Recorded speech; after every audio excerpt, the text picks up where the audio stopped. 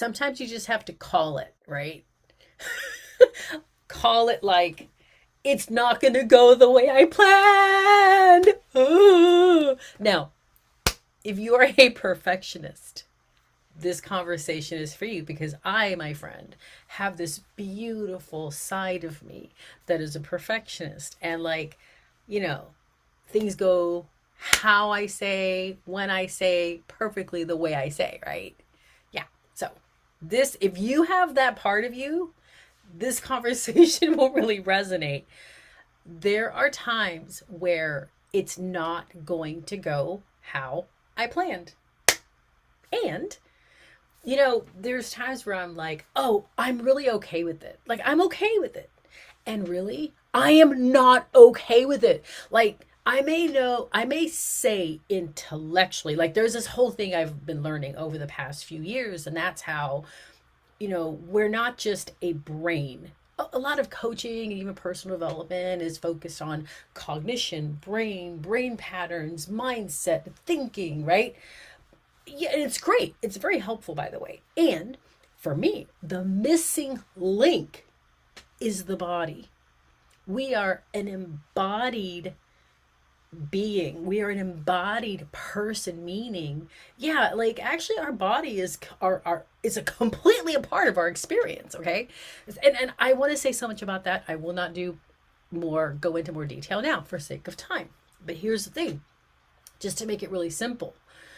There are times where we may say, I'm okay, but if we really notice, it's like our body is saying, I don't believe what you're saying. So, that is not true. Check in. I feel tense. My stomach feels tight. It's like I feel some, heaviness on my chest. That's the body not in alignment with what I'm saying. And I'll speak for myself. A lot of times, what I have been trying to do in the past is convince myself, talk myself into believing something that deep down I just don't really believe. And it just doesn't work. So, just to tie this up, because I have somewhere to be, sometimes you just have to call it and say, like, yeah, like be honest and truthful about, I say this is going to go this way. I want this to go this way, and it's not going that way. Perfect example. I started this whole like routine of like working out, right? My goal is to decrease my visceral fat and increase my lean muscle mass. Okay, great. I'm a nutritionist by training, My degree is actually in nutrition, okay? I've worked in the field. Like, you want to talk about nutrition? I'm your girl. So, of course, I get my daily caloric needs measured with my VO2 test, thanks to Dexafit Clear Lake in Houston. So, I know that. I've got a trainer. I've been working out. And guess what happens? Yeah, an old injury from over 20 years ago shows its lovely face in my knee. So I started having these knee problems. Long story short, I'm doing rehab with a great biomechanics muscle chiropractor practitioner. But guess what? I can't do the same kind of working out that I've been doing since November. And I was seeing like results. I was getting some like muscles. My legs look great. I mean, I was even like my abs, my waist was trimming down. I was like, Mama at 53 is on fire. Yeah, that's not happening right now. I cannot work out the same. I have to be there's specific exercises I need to do. I've been slowed down, and today it really hit me. Denise, yeah, you say you're okay, and you're not. You say you're okay with this little delay, and you're not. And I really took some time before I came on to talk to you to really check in with that side of me, my beautiful perfectionistic Denise side of me, who's like, it's not going the way I wanted. And this is what I love about this kind of approach. I love the work of internal family systems modality, Dr. Richard Schwartz. And the whole premise is, you'll hear me talk about we can hold two things at the same time. There's this tension.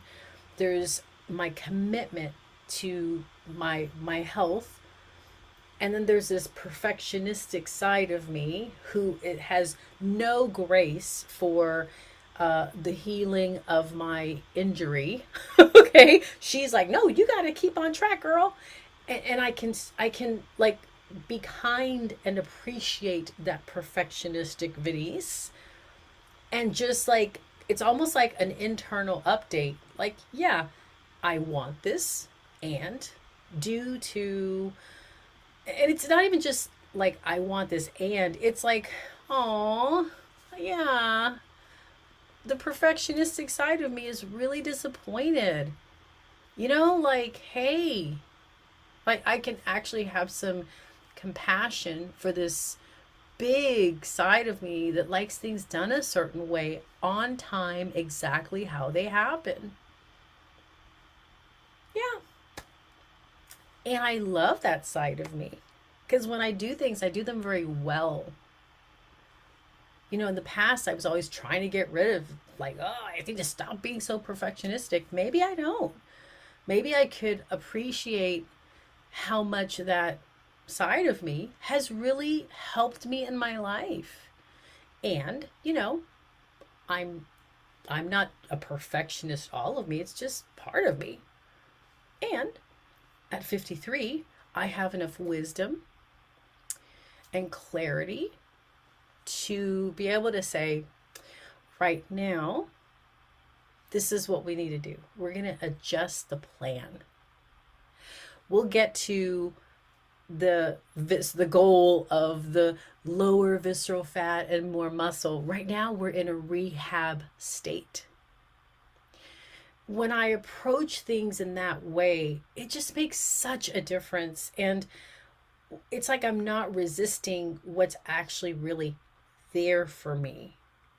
What I've discovered is I've always resisted. I've just been trying to like power my way through very real feelings and things I was dealing with internally. I don't have to do that. I can meet my own internal challenges with compassion and honoring, and I can choose like how I'm going to go, like what direction I'm going to go, because I'm very capable of doing that. So for you, if you are watching this and you have that perfectionistic side of you, like, and you're like, I want things to go this way, maybe you might want to try that out. Really, first of all, be honest with yourself. Am I really okay with what I say I'm okay with? You might be, you might not. I don't know. And then second, if you notice, like, yeah, I notice I may say this, but in my body, it's like it's not aligned. I don't feel at ease or peace. I don't feel okay if I'm really honest with myself.